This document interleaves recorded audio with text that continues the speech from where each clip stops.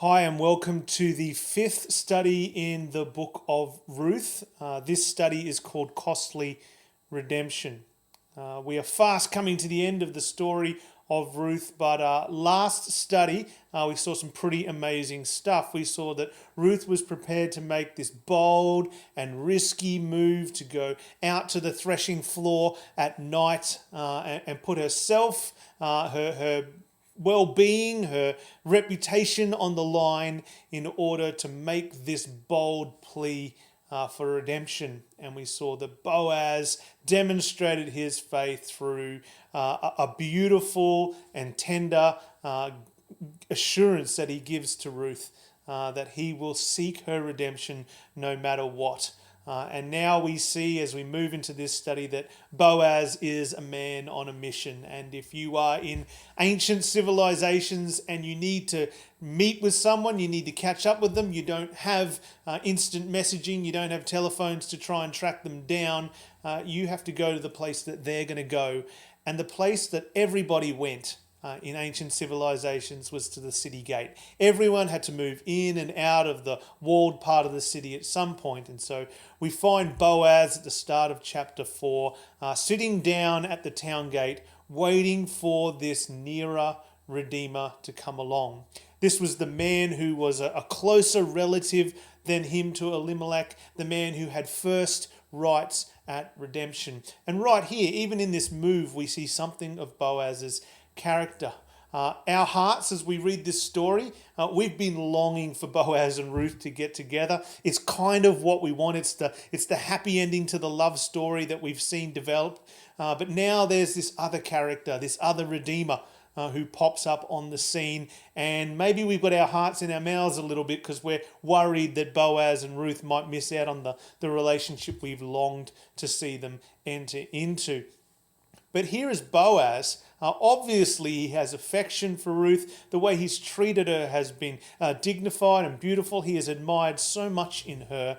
And yet, instead of just jumping into a relationship with her, trying to shortcut the whole law and the procedure that's in place, he is more concerned with Ruth getting what she desperately needs, which is redemption for her and Naomi and the family of Elimelech. That would secure her place within Israel. And he is more passionate about that than he is his own feelings and his own affections. This is the faith of Boaz on display. And it's here in this exchange between Boaz and this other potential redeemer that we really see Boaz's faith come to the fore. He is a man who is not just prepared to redeem Ruth, but he is prepared to pay the cost of redemption. It's in the refusal of the other redeemer that we actually see how weighty what Boaz sets out to do. And Boaz isn't just doing it because he likes Ruth and he wants to hook up with her. No, Boaz is doing it, and he tells us in verse 10, to perpetuate the name of the dead in his inheritance, that the name of the dead may not be cut off from among his brothers and from the gate of his native place. Boaz is doing this for the nation. He's doing it for the faith of Israel. He's doing it for his close relative Elimelech and his family. He's doing it so Ruth and Naomi might have a place in the people of God. If you remember from chapter 2, Boaz had noticed Ruth's faith, and he describes it as one who has left your father and mother and your native land and come to a people you did not know before. The Lord repay you for what you have done, and a full reward be given to you by the Lord, the God of Israel, under whose wings you have come to take refuge. Ruth has come to take refuge under the God of Israel. Boaz is excited by that, but here we see what he is prepared to do to ensure it happens. This is not just about a marriage. This is actually about seeing Ruth, Naomi, and the legacy of Elimelech find a place amongst the people whom Ruth has come to call her own, to find a place with the God who Ruth has come to call her own. This is the beauty of what Boaz is doing here. So I hope in this study today we see much more than a man who is just on a mission to get his girl. We see a man who is on a mission for his God, to see the woman that he loves restored to the community of faith, given a place in the people of Israel. This is the joy of Boaz's faith in the cost that he is prepared to pay to see Ruth redeemed.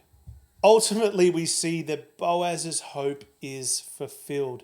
And even the elders and the people of the town who are gathered at the gate to witness what takes place, they recognize what has happened and they want to see Boaz and his new wife Ruth flourish and build the nation under God. This is what they say: "We are witnesses. May the Lord make the woman who is coming into your house like Rachel and Leah, who together built up the house of Israel. May you act worthily in Ephrathah and be renowned in Bethlehem. And may your house be like the house of Perez, whom Tamar bore to Judah, because the offspring that the Lord will give you by this young woman." They don't just want these guys to have a happy marriage. They see something of the hand of God at work here. They see that Ruth could be like those women of faith of old. And this is stunning considering that Ruth is a foreigner, a Moabite, and a Moabite widow, a young Moabite widow who simply cast herself upon the God of Israel. And the God of Israel is holding her fast and bringing her into the people of God. This is the beauty of the story of Ruth. And I hope in the study you experience something of that.